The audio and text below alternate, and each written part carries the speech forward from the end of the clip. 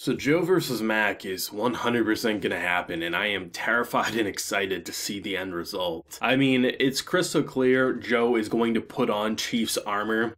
He's going to rock the hummingbird. The whole story about the Nomad and the hummingbird, it's something that it was a great story to have in the episode, but it so perfectly encapsulates what's gonna happen with Mac versus Joe, and I've been scared about Joe's death for a while, and I feel like it's gonna happen. I really, really do, and I don't know if I will be okay with it. That's kind of the thing where I'm like, I don't want to see Joe go out, but if Joe can go out having a good time and not get killed because of Mac time, that's a little different, you know, boxers going out in the ring doing what they love versus literally getting killed by something seemingly being used for military purposes. Like, this show is so good. I mean, we're starting to see the kind of rebuilding of relationships. I mean, Sachio is the real last part of the puzzle that is still pushing away, since he was kind of like forced to take over Joe's role, even though he wasn't really fit out for it. In this episode, it's said as such, you know, he was originally going to pursue Pops' dream and being an engineer and things like that, but when Joe was gone, he felt like he had to be the one to keep the, you know, Gym Nowhere open. It's like, there's so many little things about this episode that makes it so tragically beautiful. Lou, a character who you can argue, like, okay, well, at the very least, he was a champion. He was a really long time champion, and even though he can't fight anymore and probably will never be able to completely move his body, he did go out a champion, but he never got to have the same type of fight that Joe and Yuri got to experience. And the fact that that was ripped away from him, I mean, that's tragic. That's so heartbreaking to see. And I feel like a big indicator on why someone like Joe might actually want to accept that match is so that he can finish what Lou started. I feel like that's going to be something. I'm not sure if it's going to be an actual request, or if Joe is going to go over to someone like Lou and say, you know what, I'm going to finish what you started, and I'm going to make sure that, you know, this doesn't happen again. I'm going to take the champion down from his throne and show him who's boss. And I feel like that's going to be sort of the encouragement there, but it's going to be frightening for sure. I mean, Joe's body took a beating in season 1. I mean, towards the end of season 1, he was pissing blood. That's how much damage his body had done to him. Addiction to painkillers, the amount of times his body almost shut down on him, like, his body is not cut out for it. While I do think Joe's a better fighter than Mac, 100%, if he's in his prime and he trains properly, and I think Yuri will be the kind of coach and will be the one to kind of like bring him back up. With gear, I think maybe that will be the compensation, because Gearless Joe is definitely dead, right? The whole idea of Gearless Joe I don't think is coming back. If he does use Chief's gear, that might be enough to counteract the shortcomings his body currently has after going into retirement, after dealing with substance abuse and things like that, and just the physical abuse that he took over the first season. So it's going to be interesting to see what they're going to do with it. I mean, you have Mac, right? His entire purpose to get up into that ring was to show his child what it means to have a father who's a champion. Did that. He was having nightmares after his matches. He wants to go out.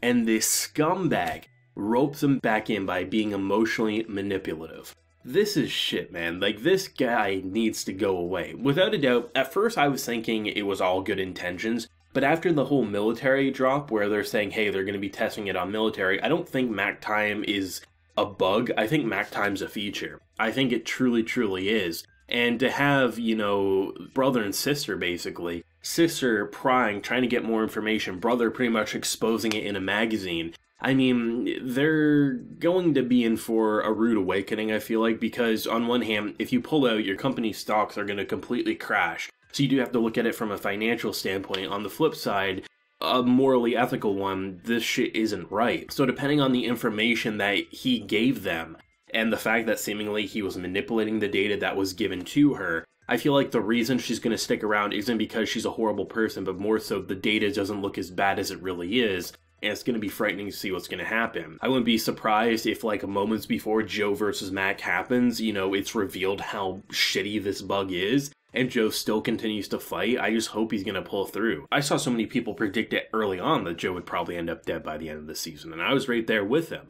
But I feel like the majority feel like if Joe steps in the ring, he's gonna die. So if they somehow let him live this season, that will be a very unexpected twist, and a good one if I would argue. I think the whole idea that the thing that seemingly destroyed this gym and almost the family dynamic actually brought them together this time, I thought was a really great kind of parallel. The fact that they were trying to put a tarp over, because it's an unfinished building, right? I mean, they're rebuilding and they're doing their best, and slowly but surely more people are coming in. And the fact that, you know, they just weren't giving up, and the fact that I think it's really interesting if you think about it. Joe wasn't there the last time and everything went to shit. Hsieh had to, you know, pick up the pieces and they lost seemingly everything. But Joe was there this time, so when it looked like everything was gone, he jumped and, you know, he was risking his life. And it wasn't enough, and then in comes this girl, and I'm like, okay, I love how they play with the past and the present, taking things that once destroyed this family and bringing them together this time. And I feel like Hsieh is the last piece, and you can understand why. I mean, the guilt of yourself, the guilt of,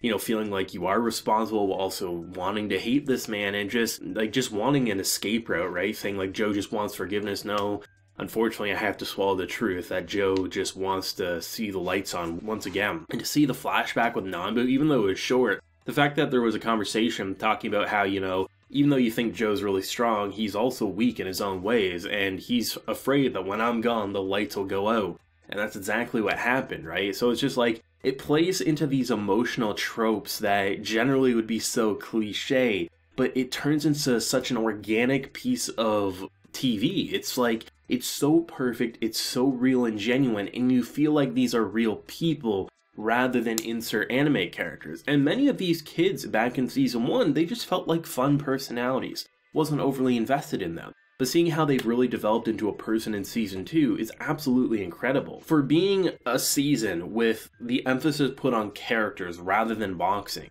it's risky, but I mean, I have to say, it's incredible. It absolutely is. This writing is outstanding, and it's going to be interesting to see what they're going to build up to for a final arc, because the natural gut reaction is Joe dying. But should Joe not die, and even if Joe does die, is there room to tell more story? It's hard to say, right? Because while the first season definitely was like a reimagining of a classic manga series, this season definitely feels like it's taking its own story and running with it, rather than just trying to run off the goodwill of the previous name, right? So it feels to me like as long as there's still creative ideas in these creators' heads, this show could go on for many seasons, just maybe with different characters and things like that. The fact that they revealed that, you know, someone like Hsieh never really wanted to be a boxer, he wanted to be an engineer, says to me that should we get a season 3, Hsieh wouldn't be a Megalo boxer. I feel like that's pretty much how it's going down. So that leads me to believe, like, if they did want to do a season 3, then Joe has to live, right? Joe has to live. But if Joe ends up dead, how could they? So maybe this is a 2-season and we're done. And if they do kill off my man, I don't know how I'm gonna feel. I just hope they land the execution here, which of course they will. It's just when you've grown so attached to a character and you feel like you're approaching their deathbed, I mean, you can't help but feel like, you know, wanting to make excuses of why it's not gonna happen. Incredible. I love the parallels. I love the whole Chief stuff. It's so good, and of course there's like talks about how Mac is probably related to Chief and things like that, but it might just simply be something more along the lines of the hummingbird Nomad story and how that's going to relate to it. Either way, I think it's great to get more and more clarification on what's been going on, and seriously, this is just a painful season, but without doubt some of the best writing I've seen in this medium, and still I say it's probably going to be my anime of the year. I'm not even joking. Like, I just firmly believe this is going to be what I'm going to look back at. December is going to end, we're going to enter January, and I'm going to say, you know what, Nomad, that's my anime of the year. And some people might call me crazy because there's all these big shows, but this one to me is just what hits me and reminds me why I love anime so much. Let me know your thoughts and feelings, and definitely those theories. We got 4 episodes left to go of Nomad. Where do you think it's going to go? Do you think they're going to shock us and Joe will live, or do you think it's just going to go with what we assume is going to happen, Joe ending up dead, but hopefully at least a winner? It feels like that's what's going to happen. We're going to have a classic scene where he's going to win, he's going to be sitting in that corner, he's going to go out with a smile, and I hope we don't go that direction, but I feel like that's where we're going. But let me know your feelings down below, drop a like to help promote the video, and subscribe if you're new around here. So until next time, everyone, please take care and have a good one.